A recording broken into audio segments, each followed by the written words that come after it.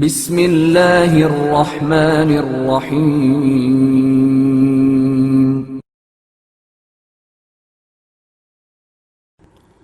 اسیران کربلا دربار یزید میں حاکم شام یزید ملعون اپنی فتح کے نشے میں چور جامع مسجد دمشق میں اپنا دربار سجائے بیٹھا تھا۔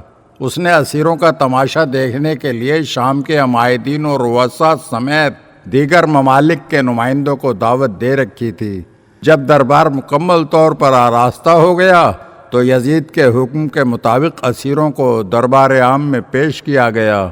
جب اس ستم رسیدہ قافلے کے قافلہ سالار سید سجاد کو طوق و زنجیر میں جکڑے ہوئے یزید کے سامنے حاضر کیا گیا تو دربار میں پہنچتے ہی امام سجاد علیہ السلام نے یزید سے خطاب کرتے ہوئے فرمایا، خبردار ہے یزید، تجھے خدا کی قسم دیتا ہوں، تیرا رسول اللہ صلی اللہ علیہ وآلہ وسلم کے بارے میں کیا خیال ہے؟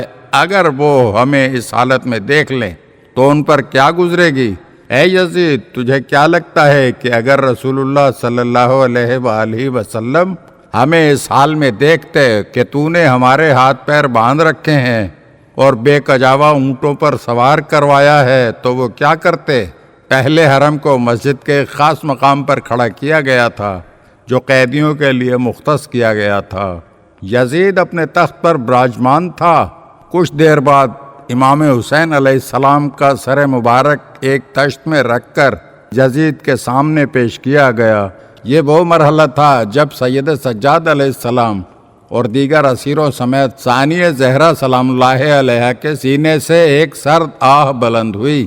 جناب زینب سلام اللہ علیہ نے حزن و علم کے عالم میں اپنے بھائی کو مخاطب کرتے ہوئے کہا، اے حسین، اے رسول کے محبوب، اے مکہ و منا کے فرزند، اے سیدۃ النساء العالمین کے بیٹے، اے بنت مصطفیٰ کے بیٹے۔ جناب زینب سلام اللہ علیہ کے یہ سوز و گداز سے بھرے کلمات سن کر مسجد میں موجود بہت سے افراد کی حالت غیر ہو گئی اور وہ بے اختیار گریہ و زاری کرنے لگے۔ یزید ملعون نے دربار کا ماحول بدلنے کی خاطر امام زین العابدین علیہ السلام سے گفتگو شروع کی۔ اس نے امام علیہ السلام کی جانب رخ کر کے کہا، اے علی ابن الحسین، خدا کا شکر ہے کہ اس نے تیرے باپ کو قتل کیا۔ امام زین العابدین علیہ السلام نے فوراً جواب دیتے ہوئے فرمایا، جس نے میرے والد کو قتل کیا خدا اس پر لعنت کرے۔ یزید کو ایک زنجیر میں جکڑے ہوئے قیدی سے اس قسم کے دلیرانہ جواب کی امید نہ تھی۔ وہ سیخ پا ہو گیا اور اس نے فوراً امام زین العابدین علیہ السلام کے قتل کا حکم دے دیا۔ اس مرحلے پر امام زین العابدین علیہ السلام نے فقط ایک جملہ کہا کہ مجھے قتل کرنے کے بعد رسول زادیوں کو ان کے گھروں تک کون پہنچائے گا؟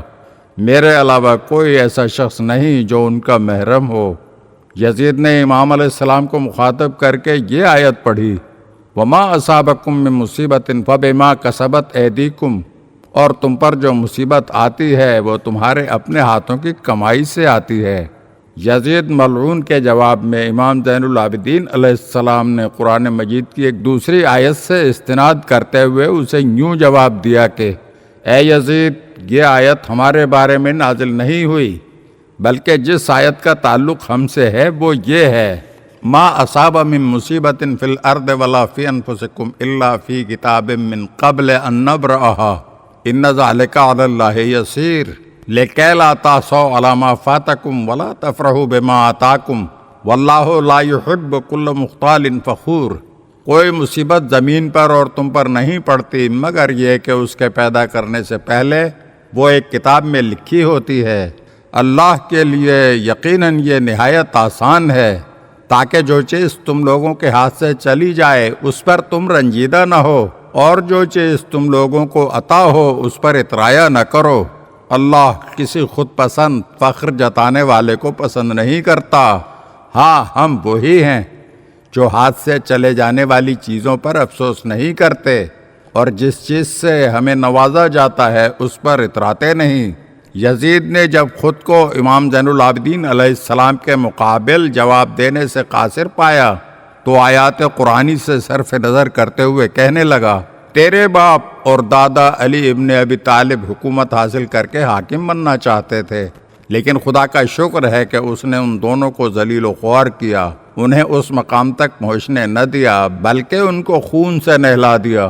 امام علیہ السلام نے واشگاف الفاظ میں شجاعت کے ساتھ یزید کی اس گستاخی کا جواب دیتے ہوئے ارشاد فرمایا، اے معاویہ ہند اور صخر کے بیٹے، تیرے پیدا ہونے سے پہلے ہی میرے آباء و اجداد حاکم و امیر تھے اور ہمیشہ حاکمیت ان کے درمیان رہی۔ میرے دادا علی ابن ابی طالب نے جنگ بدر، احد اور احزاب کے دن رسول اللہ صلی اللہ علیہ وآلہ وسلم کا پرچم اپنے ہاتھ میں تھام رکھا تھا، جبکہ اسی دن کافروں کا پرچم تیرے باپ اور دادا کے ہاتھ میں تھا۔ اس کے بعد امام علیہ السلام نے 3 اشعار پڑھے جن کا مفہوم یہ ہے، کیا جواب دو گے جب رسول اللہ تم سے پوچھیں گے کہ تم تو امتوں میں آخری امت تھے، میرے گزر جانے کے بعد میری اطرت اور اہل بیت کے ساتھ تم نے کیا سلوک کیا؟ ان میں سے کچھ اسیر ہوئے تو کچھ اپنے خون میں غلطاں ہوئے۔ میں نے تمہیں جو نصیحتیں کی تھیں ان کے بدلے میں کیا میرا اجر یہی تھا کہ میرے بعد میرے قربا سے برا سلوک اور رویہ اپناؤ؟ امام علیہ السلام نے اپنی بات جاری رکھتے ہوئے فرمایا، وائے ہو تجھ پر اے یزید، اگر تجھے اندازہ ہوتا کہ تو کیا کر بیٹھا ہے اور میرے پدر بزرگوار، اہل بیت، بھائیوں اور چچاؤں کے ساتھ کس ظلم و ستم کا مرتکب ہوا ہے، تو حتماً اپنا سر بیابان کی خاک میں ڈالے رکھتا اور پہاڑوں کا رخ کر لیتا، خاک نشین ہو جاتا، فریاد اور واویلا کرتا اور اپنی بیچارگی پر نالہ و شیون کرتا، کیونکہ میرے والد حسین فرزند فاطمہ و علی کا سر شہر کے دروازے پر لٹکا ہوا ہے، جبکہ وہ امت میں امانت رسول تھے۔ تجھے تیرے کل کی رسوائی اور پشیمانی کی بشارت دیتا ہوں، وہ کل جس کے آنے میں کوئی شک و شبہ نہیں ہے اور جس میں سب لوگوں کو اکٹھا کیا جائے گا۔ اگر آپ ہمارے چینل کی نئی ویڈیوز دیکھنا چاہتے ہیں تو ہمارے چینل کو سبسکرائب کریں اور گھنٹی کے بٹن کو دبائیے تاکہ ہر آنے والی ویڈیو آپ کو جلد موصول ہو سکے، اور ہاں، لائک اور شیئر ضرور کیجیے اور اپنے قیمتی کمنٹ سے ہمیں آگاہ کیجیے۔ شکریہ۔